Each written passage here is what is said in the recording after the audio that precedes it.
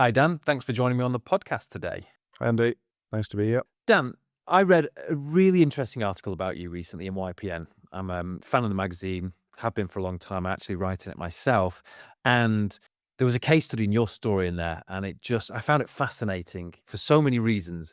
Hence why I was really keen to get you on the show today. Now, you're doing some incredible stuff, and we're going to find out a little bit more about that today. But for any of our listeners who might not yet have come across you, can you just give us an idea as to what you're up to, whereabouts you are, and I suppose how you've ended up where you are as well in the property space? Yeah. So I've been investing in property for about 9 years, nearly 10 years now. Took the leap to be full time around 2 to 3 years ago. I was in a corporate job for around 20 years and then decided to try and up it and take it a bit more seriously. So one of the first steps in doing that was I opened a letting agency, which was kind of driven by the renters' rights news that was coming. So I seen an opportunity with that, opened up my letting agency. That's grown from strength to strength, doing really well. And then started to invest in slightly different types of properties, so more commercially, which we'll probably get into throughout the conversation, which led me to the HMO, which you've seen. And that's now provided the cash flow along with the letting agency, so I can be full-time in property.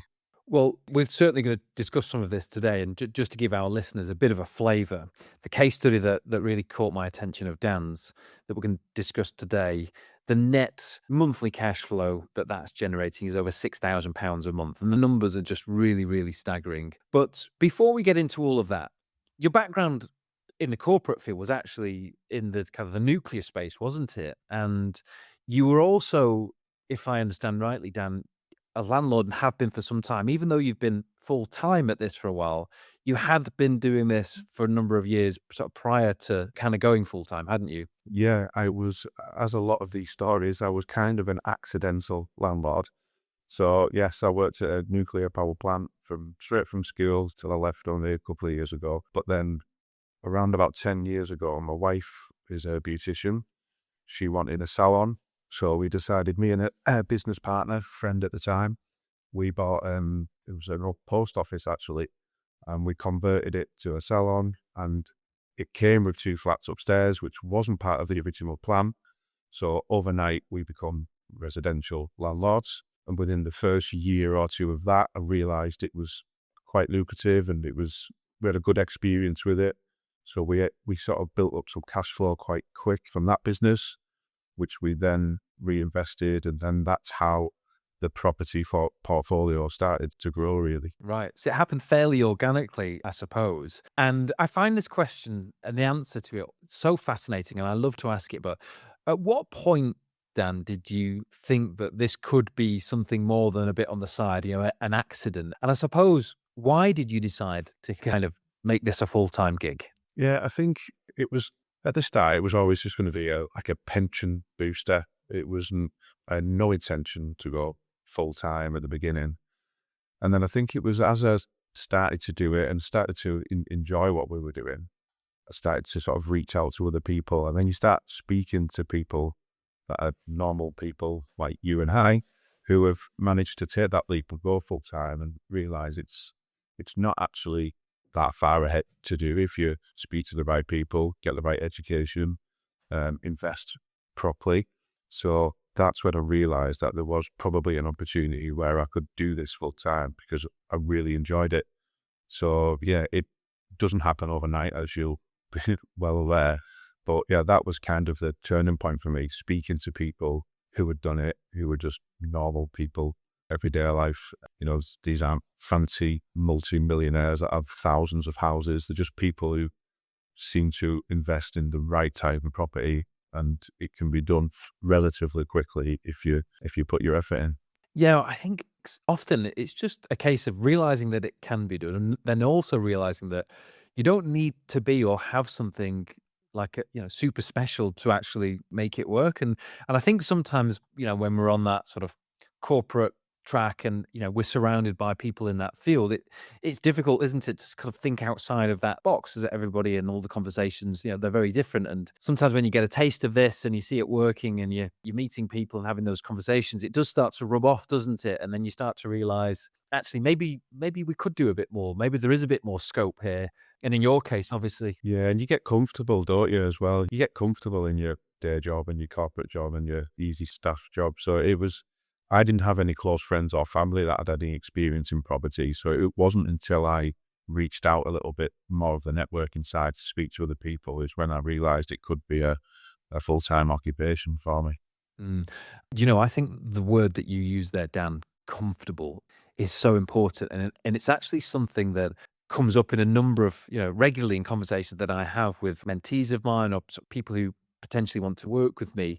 That comfort is a real trap because there's nothing really pushing you to do it, but also nothing sort of, there's kind of no great pressure. It doesn't really matter if you don't do it, it doesn't work. So it's quite a dangerous place to be in. And I think sometimes you have to just sort of get uncomfortable. And obviously we'll talk about this today, like you've done yourself. You left that corporate career, took that risk to give yourself kind of the potential to almost make it all happen. And I've seen that pattern with so many people and I've had so many conversations. And it's just really interesting how it sometimes sort of takes that kind of realization because it isn't always obvious, what's possible. I mean, you said you've obviously been a landlord for quite some time. We're going to talk about this really interesting project today, but you're also doing some pretty hefty stuff as well at the minute, Dan. And you've got the agency. Just sort of give us a flavor of that kind of stuff. Just, I suppose, just to give us context of what your business looks like at the minute. Yeah, so the letting agency, I'll be honest, it was a slight thought where, because my portfolio was getting slightly significant with buy-to-lets, we were paying other agents to manage them. As I then started to think about being more full-time in property, we'll discuss a bit more about the HMO later. It was always the HMO that was going to give me that freedom to leave my job because of the cash flow numbers. I almost got a bit impatient to wait for that, and the letting agency started to grow at a pace that I didn't expect. It almost flipped it. So that was the way I ended up actually leaving my corporate job, because the letting agency got that busy. So at first it was just going to manage our own properties, did all my training. So I was level 3 qualified with Property Mark and started to manage our own properties. And then I thought, I'll reach out to a few extra landlords, but I'll just keep it small to myself and, I'll manage it. And then I got the opportunity to work with take on a member of staff, which was an opportunity that I didn't want to pass up on because of the skills this individual had. So then I took my first member of staff on. Then I realised I didn't need an office, and then it was the next member of staff and the next one, and then so there's now 5 of us in the office, and we're managing just shy of 200 properties now in the area. A big part of that was the renters' rights, which was, as soon as that was announced, I did think there was an opportunity to capitalise on landlords needing that extra protection for everything that was coming. So the letting agency now has really, really grown to a great size, and we're continuing to grow. We've got a target of another 100 managed properties this year, which we're well on track to do. Well, kudos to you, because I've built an agency myself and I know that there are a lot of moving parts in those sorts of businesses. And to bring on that sort of volume, you've really got to be doing stuff right, because you can't get away with doing stuff wrong. It just sort of bogs you down in detail and admin and problems. So you're obviously doing something really, really great there, Dan. And it's complementing your, I suppose, your primary objective, which is to build your portfolio as well. And you said something really interesting, and we had a brief discussion about this, but you said until quite recently you hadn't actually drawn anything out of your own portfolio. And I think a lot of listeners would be quite surprised. I wasn't surprised. We shared this. And just tell us a little bit about that. Tell us why, because I think that this is important for people to understand. Yeah, and this isn't something that you see on fancy YouTube videos or in Instagram stories, is it, with property developers? I work with some people who are just sort of getting started into the property game now as well. And we've been investing in buy-to-let properties for 9 years. And until the latest project that we've just done, I haven't actually paid myself a penny, just because that business almost hasn't made any money because we're trying to grow it. So, everything that that comes in just goes straight back out the door. And, people think, oh, I'm going to buy 10 houses and that'll make me £3,000 a month because there'll be £300 profit on each house and I'll live off that. The reality is that just is not the case. I couldn't explain where every penny goes, but as you'll know, there's just nothing there at the end of the month, is there? Because there's always something else that you've got to pay out. So yeah, originally it was never the end game that the property was going to be my income. Then as I started to want it to become my income to replace my day job, I knew I had to find a different strategy, because the single buy to lets, it's great, we're continuing to do it and I always will do, but that isn't the one that's going to, in my opinion, pay you your weekly or your monthly wage, because it certainly hasn't happened for me yet. Well, I think, like you said, when you're growing, you are just chasing your tail and continually reinvesting. And that reinvestment, there's soft costs like planning and consultancy fees and legal fees. And, it very, very quickly racks up, doesn't it? So anything that comes in is immediately getting spent on stuff for the next project. And, it's a treadmill. It doesn't really stop until you decide to actually actively stop or slow down. And you have to do something, I think, really quite substantial sometimes to break through. In your case, what's really interesting is that, you built the agency, and obviously the agency became a source of cash and income. And actually, our listeners will know that I did something very similar when I was younger as well. And that helped catalyze that sort of, I suppose, the ability to buy and build my portfolio, as it obviously has done for you. But not everybody's prepared to do that sort of stuff. And it isn't right for everybody. I'm certainly not encouraging everybody to go out and build an agency. Please don't do that. It's not for the faint-hearted. But I think what's really important here is that it is tough. And I think this is quite an honest conversation, highlighting that you can be doing a lot of work. It can look pretty good on paper, but the sort of tangible reality can feel quite different. And if you want to actually build the portfolio, get the properties, but also take money from it, it can hinder your ability to progress, can't it? So you have to be quite creative if you really want to sort of put your foot down.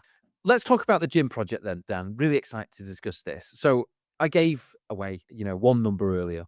The sort of the net that this project is doing is about, well, it's north of 6,000 a month, which, let's be honest, is substantially more than most people will ever retire on. So just tell us about this project. What is it? Where is it? And how did you get your hands on it? So I've got very lucky with it to get my hands on it. So I was actually my father-in-law's gym.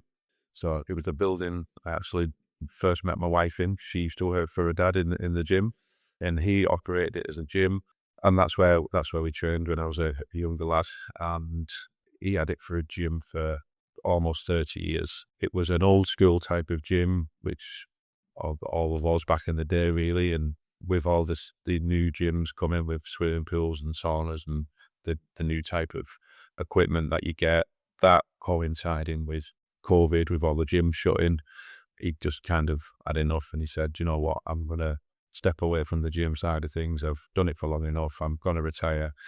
So I always had my eyes on the building, thinking it would probably come to us at some point, me and my wife, because it was her dad. And so that's how I managed to be the only person kind of in the running to purchase the building, to be honest. I always just thought that'll make great few flats in here. One day I'll develop that and hopefully make 5 or 6 flats. And what sort of size is the building, Dan? So it's 500 square meters. Okay. Yeah, so it's a fair size, isn't it? I've done some schemes of about 5,000-6,000 square feet. So yeah, I've got a good idea. It's about of the that. same, yeah. And did you get a good deal on it as well? Because I got a great deal. Yeah, I got a great deal. deal. So I got a family discount, obviously, and I bought it. And we sort of said to my father-in-law, once we finish the project and to get the refinance through, there'll be another payment for you. So he was happy, and I was happy as well. He was quite happy to see that it was me and his kind of daughter that were keeping the building. I've actually named the building after him. He was called Stan, so the building's called Stanley House. So we live in a small town, so everybody knows that it was his building. So yeah, it was just a nice touch of it to keep it like that. So yeah, I got great purchase price for the square foot. If I remember rightly, I think you paid 100,000 for it. And then you went on and you spent quite a bit of cash on this. And I think that this is where I think that that part, that bit about getting uncomfortable, I think, is really clear. Because if you buy a building for 100,000, and then I think in your case, Dan, just remind us, how much did you spend on the building, or, all your sort of development and additional costs? Yeah, so we were around about 350, 360K on this building. And the other thing probably worth to mention is I bought the building when it was COVID. And if you can remember back then, every gym in the country was shut. So you try and find a bank who's going to lend you money to buy a gym when the gyms throughout the country were shut. So luckily it wasn't easy in the first days to buy it, which we did. And then the build cost. So this is when it all changed really. So like I just said before, I was planning on to sort of doing it as 6 flats. I actually teamed up with a mentor at the time who'd had a lot of experience in doing commercial size HMOs. So when I started speaking to her, Emma Stubbins, she said, I think this would be a great HMO. And I was like, well, not really in the HMO world, to be honest. I've not done any HMOs. I'm not really a big fan. There's lots of them around now. And she went, no, seriously. She said, let's just run through it. And the numbers to do it as a HMO compared to flats were just chalk and cheese. It was complete opposite end of the spectrum. So in the end, with the support of her, I thought, let's do it. Got some plans drawn up. Then we started to get the quotes in, and that's when the numbers. That's why that 350 number didn't really scare me too much, because the other number worked at the back end. So it was almost irrelevant how much the bill cost was going to be, because of the GVV value worked out. You'd effectively reverse engineered it, and I suppose all the pieces in that puzzle seemed to fit. I guess getting the planning though was the first kind of real major hurdle after agreeing to buy the building, was it, Dan? It was, and again, because I hadn't done anything like this type of project before, I made sure for every aspect of it, from the start to the finish, I employed experts who had experience in doing this type of thing. So I actually did get some plans drawn up, drafted from a local architect who managed to get, I think it was 10 rooms, and didn't quite feel right when I spoke to Emma about it. So we went to a HMO specialist architect, and yeah, he did us a couple of schemes, 16 rooms, 17 rooms, 18 rooms. So it just worked out far better on the numbers, obviously. We ended up getting a 16-room, 19-person planning approval. So that was a result. We went for 17 rooms, but council knocked us back for one of the rooms, and we ended up with 16. And when you say you got knocked back, was that something that you were able to tweak as an amendment while the planning was still open, or did you have to resubmit? No, we did it while the planning was open. Because it's like an end of terrace building, there's no windows at all down one side. So we had a little bit of an issue with natural light. So we just had to move a room that was over that side out of the way to gain more light into the communal areas. So it was done within the process. So it was fine.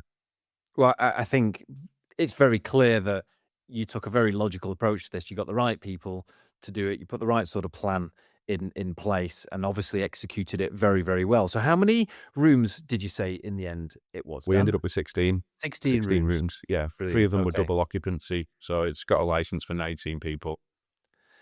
And it's interesting hearing you say that you were not sure that this would work, because again, just before we hit record, we were talking about stuff that's going on where you're based. Clearly the agency is going very well, and there's a huge sort of surge, isn't there, at the minute, in terms of the population where you're investing, because there's some big infrastructure programs going on, right? Yeah. So we've got a main employer to our town, BAE Systems, which are building submarines. And that is where I think it employs somewhere around 11,000, 12,000 people. Population the town is only up to 70,000. So there's a lot more work coming to the submarine yard over the next few years. And we're seeing quite a lot of contracting companies come into the area, which actually, I'm not sure we've discussed this, but the HMO that I've done that we're discussing, I've actually leased that out on a 3-year lease to a company who are going to be working in the shipyard. So they've took it 3 years. So I've got no management. I've got no maintenance. They've got it on a full repair and maintenance lease. I've got 0 voids. I get a market value for every room for the whole 3 years. It almost sounds too good to be I true, know. doesn't it? It's funny because I can genuinely still see the surprise on your face now as you're talking through it as well. It's funny, isn't it? Because sometimes you just got to do it to kind of almost believe that it is possible, and of course these numbers are not always possible. What a project! So you basically spent 350,000, so a little bit more, and then you had quite an interesting, if I remember rightly, quite an interesting sort of outcome on the valuation, didn't you? I mean, it was still great. The numbers are still incredible, but just talk us through that part of the process as well. Yeah. I mean, interesting's one way of putting it. I wish it was a Stressful, lot less. stressful might be another word. I wish it was a lot less interesting. Yeah. So when we were applying for the development finance to carry out the refurb, so that's also key because I got the building at a good price. I didn't actually have to put any money in for the refurb. I lent 100% of it. And prior to them releasing the funds, they obviously had to do certain valuations on the building, on what it's worth now and whether they believe I could do the work for that amount of money, and then what the building would be worth at the back end. So the company come out and they valued it and said, yeah, everything lines up. We value anything in this area around about a 14% yield. They give us a valuation at the back end of around 850. I knew once I started developing it that the room rents that I was going to get was a lot more than what they were predicting. So then I thought, well, that means my value is going to be more because at a 14% yield, I'm doing 11,000 a month in rent rather than 9,000 or whatever it was they said. My valuation at 14% yield is going to be slightly over £1 million.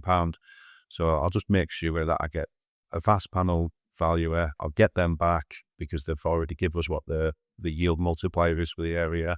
And then, brilliant, I'll get my valuation. Finish the job, come to get them back in. The same company come out and valued it, and they valued it at an 18% yield. So even at my higher rent, they only give me a GDV of 750,000, which was a 250 grand deficit, which is a bit of a kick in where you don't want it. So luckily there was enough fat in the deal where I still got all my money back and a bit extra.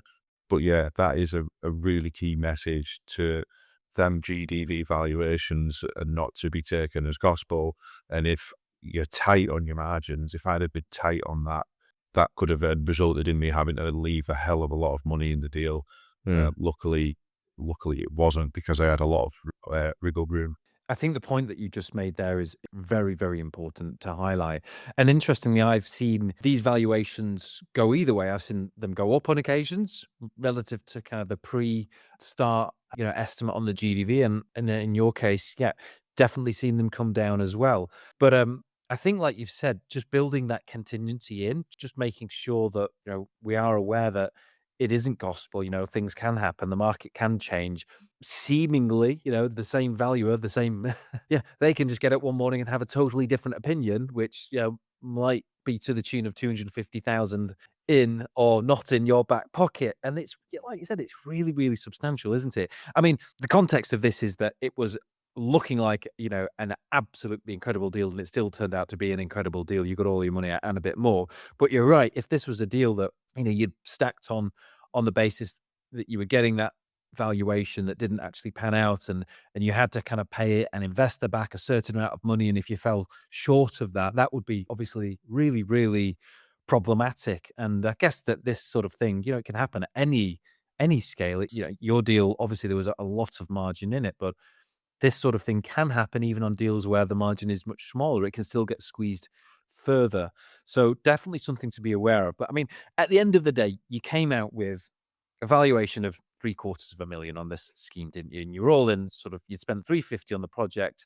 You'd bought the site for 100,000, and you didn't leverage it up to 75% either, did you, Dan? Or did you? Yeah, it was 75% of 75. the 750. Okay. Yeah. Okay. So you basically maxed out the borrowing on the valuation that you got. Yeah, I maxed out on the valuation, but obviously from a monthly cash flow perspective, I was better off with my lower valuation, which is almost a bit of a Yes. second prize. But yeah, it just meant that, every month I was getting slightly more money because I lend in less, which is obvious, I guess. Yes. So inadvertently, you've ended up with a better net cash flow because you've got lower mortgage repayment or mortgage interests, which gives you a stronger yield. Your return on capital employed, I suppose, is a bit lower because you Mm, didn't get as much capital out the deal, but you were still well over 100% anyway. So yeah. a really amazing deal. Dan's going to do a case study for us, and we're going to get this published inside the HMO roadmap. And I'm going to encourage everybody to go and have a look at this deal because it's just such a great example of taking a completely underutilized space, being quite creative about what you can do with that and turning it into a really good income generator. And Dan, you said something that I haven't heard anyone say before. And I've had a lot of conversations about property before. And you said your strategy. Well, tell us what you said about your strategy and the location. Yeah, so we've got my current development business is Cornerstone, and there's me and two partners who are two equal partners in that. They've been doing HMOs and other various property strategies in the area for many, many years, including a construction firm. I've been doing my bits, and we've just got together and we quite, I've mentioned before with the submarine company, there's other advantages to the area at the minute as well. We're getting some really good government funding, some government grants for the next 10 years. We've got a large local hospital. There's other benefits. And prices are still relatively cheap. I mean, we bought a 3-bed semi not that long ago for 40 grand. The prices are really, really cheap in the area. So we've highlighted a big opportunity to invest locally. So people often say, what strategy do you do? And people say, oh, service accommodation or HMOs or flats or flips or whatever. We're just pretty much doing all of them, but just in our In postcode. your location. Yeah. Yeah. So almost our strategy is we are investing in Barrow. And I think because we're local, it's going down really well. We're getting a lot of local investment from investors. We're getting lots of deals direct to us off market because people are knowing what we're doing locally. We've bought some significant commercial buildings in the area the well-known commercial buildings that we're converting into residential. So it's really working for us, that Well, strategy, if that's what it is at the yeah, minute. it Yeah. clearly is working for you. Well, let's talk about these larger projects then, Dan, because you've obviously gone from being small part-time landlord, gradually increasing the size and the volume of your projects, and as you said, you're doing some pretty chunky stuff now. I suppose, just looking back at this project first of all, what do you think that this has taught you? Because obviously, these projects, they're not always straightforward. There were clearly some challenges with the refinancing element, but there were also other challenging elements of this. Just talk us through some of those, Dan, and how you handle that and how you approach that as a business owner. So I think the fear is a big one, isn't it? Around like you spending all this money, and I think you touched on it a few minutes ago around, am I going to fill the rooms and is it going to be popular? And the reality is, because I went really top spec and delivered something different, it wasn't just your standard room with a flat pack furniture with a small ensuite. It was, these have got kitchenettes, they've got sofas, they're, the really good spacious rooms, and that I probably could have rented it out twice over. I still have people now getting in touch asking if there's any rooms free in there, which I now have the luxury of saying it's nothing to do with me anymore. Give me a call in 3 years maybe when it's available again. But at the minute it's full. So that worry it wasn't needed. But obviously that is a bit of a panic that can hold you back. Mm. So I definitely think delivering to the higher standard, and I'm glad that I spent the extra money on doing that refurb to get into that, which has moved forward with anything we're doing now. We do exactly the same. So anything we develop now is done to the highest standard. And on the gym project, to get to that standard, you had to overcome a few hurdles as well, didn't you? I know that there was, by the time you'd stripped it back, there were a few problems that you didn't necessarily foresee. Just talk us through some of them and how you handled that. Yeah, so again, this was nervy because it was the first time I've lent for development finance, and obviously the rates are slightly higher than normal lending, and it's a big number. And I think it's probably fairly standard practice now that between 10 and 15% of your built cost, the lender likes to put that in as a contingency in case anything doesn't quite go to plan. So the day before I started the refurb, it was still people in there using it as a gym. So it's literally been used right up to a gym until we started. So it had all of the gym stuff in it, it had carpets in it, furniture in it, everything was as it was as a commercial business. So the first thing we had to do was rip it back to brick. When we done that, we found a number of issues. The biggest one was the first floor. It was a solid concrete floor, and there was just a crack from north to south, east to west. It was almost in 4 sections, this floor. And the crack was big enough you could stick a pen through this gap. It was a real substantial crack. So we had to get the structural engineer out again straight away. He come and looked at it.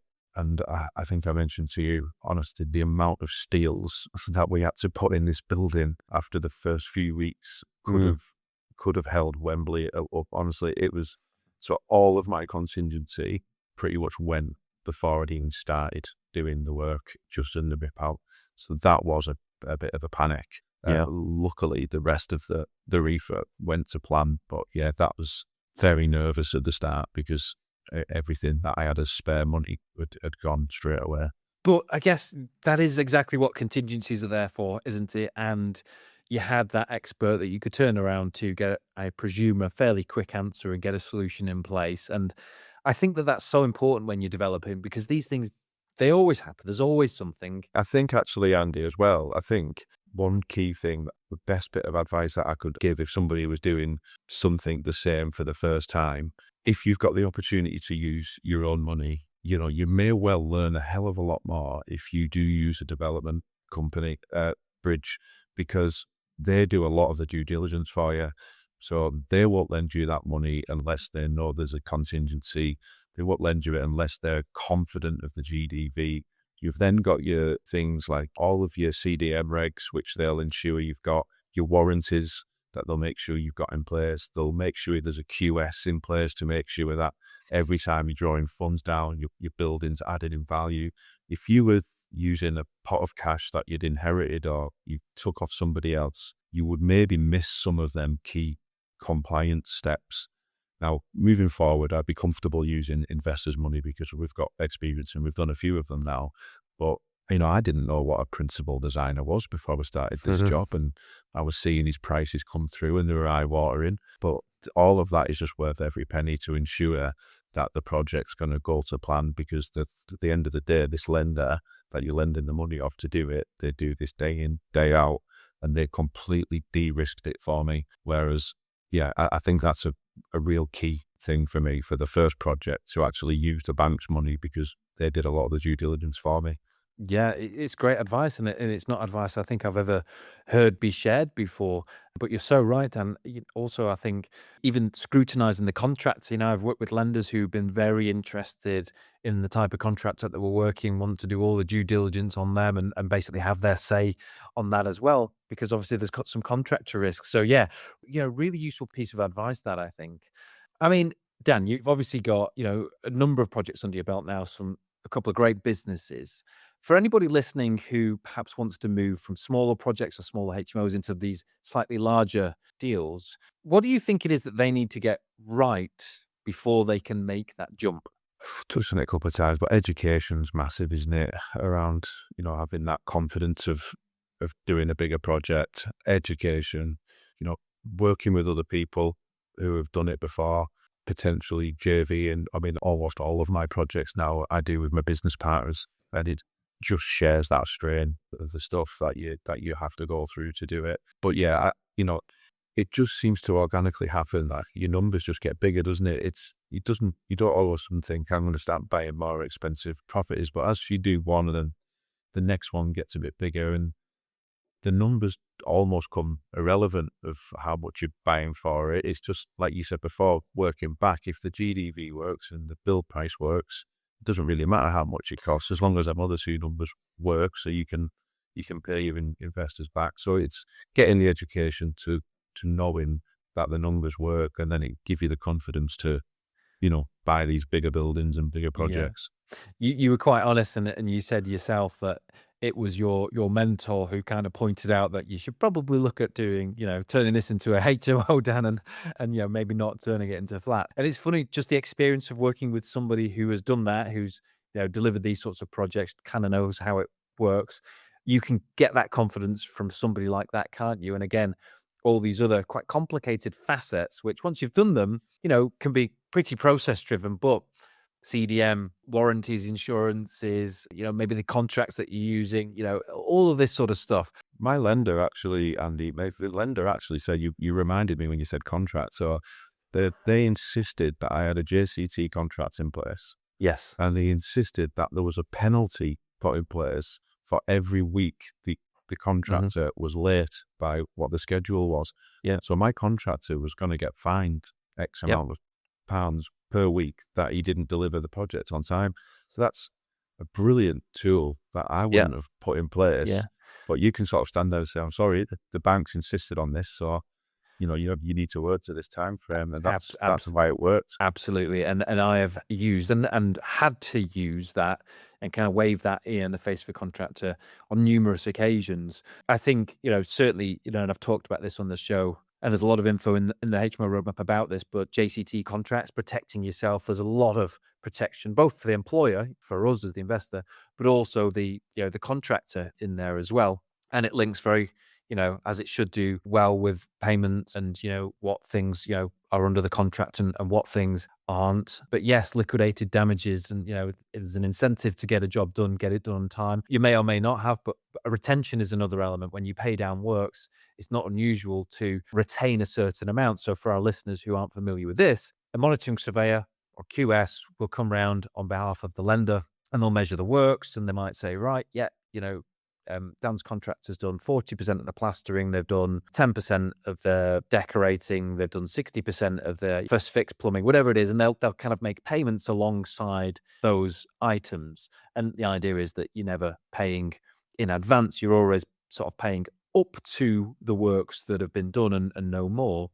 But then often what happens is you agree a payment notice, let's say £60,000 for a chunk of work in the last month, and there might be a 2.5–3% retention, and 3% of that balance just gets taken off, doesn't get paid to the contractor, just gets set aside.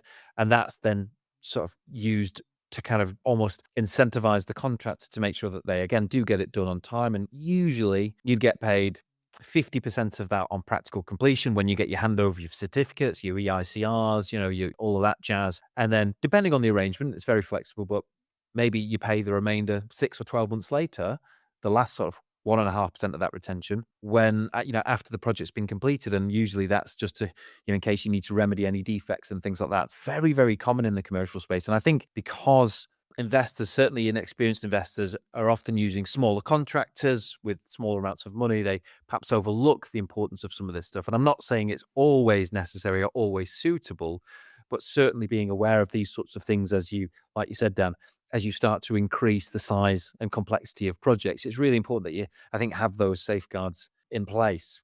Dan, it's been a real pleasure talking to you today, finding out about you and your business, what you've been doing, this incredible project that, I suppose really has produced some pretty life-changing results from you. What's next? Like, where's it all going? Where does it all end? Is there an end to any of this? Well, no plan on ending anything yet because I'm still enjoying it. So we're keeping going. But yeah, we're currently building approximately 40 to 50. I think it's nearer 50 units in the area. So they're all commercial to residential, flats, apartments in the area. We've got a number of them have got planning approved and we've started the refurbs. Some of them are just in the planning process at the minute, which could be a full podcast on how difficult and frustrating that is, but that's maybe for another time. So yeah, we'll be developing them as they come through. And probably this year alone, our target is to be acquiring portfolios. So the commercial conversions of what have been in the pipeline for the last couple of years, and we're going to be developing them over the next 2 to 3 years because there's quite a lot of work to do. So from now, the sort of near future, we're currently in talks with sort of 4 or 5 landlords that have got portfolios. We've recently had one agreed. There's quite a lot of exiting landlords at the minute. So again, it's another opportunity that you've can maybe try and seize if you can. So we're actively looking for portfolios for landlords that have maybe had enough now going out. So that's what we're hoping to do over the next 12 months. Excellent. Well, plenty cooking there, Dan, and I'm certainly looking forward to watching you do more and more of these sorts of projects. And finally, Dan, for anybody listening today who is interested in what you're doing, and maybe from a management perspective, maybe to learn more, maybe to kind of potentially partner or whatever it might be, where are they best to go and find out a little bit more? Yeah, so Dan Linton on Instagram and Facebook, or Dan Linton Property is on Instagram. Our development company is Cornerstone Group. So we've got, we've got a business page on Facebook, or a website where you can maybe download our investor pack if you're interested about seeing what returns you can get with us. And letting agency is Century Lettings. So if you search for Century Lettings, if you've got any properties in Barrow or the areas that you want to have a chat about, we can help with that. Or if anyone has any questions about the developments we've discussed today, just give me a message on Instagram or Facebook, and I'll get back to you. Awesome. Awesome. Well, there we go, Dan. Thanks so much. It's been an absolute pleasure. I've really enjoyed our conversation. Thank you for sharing all of those insights and all of that wisdom with us. And I can't wait to see you do more. Thanks very much, Andy.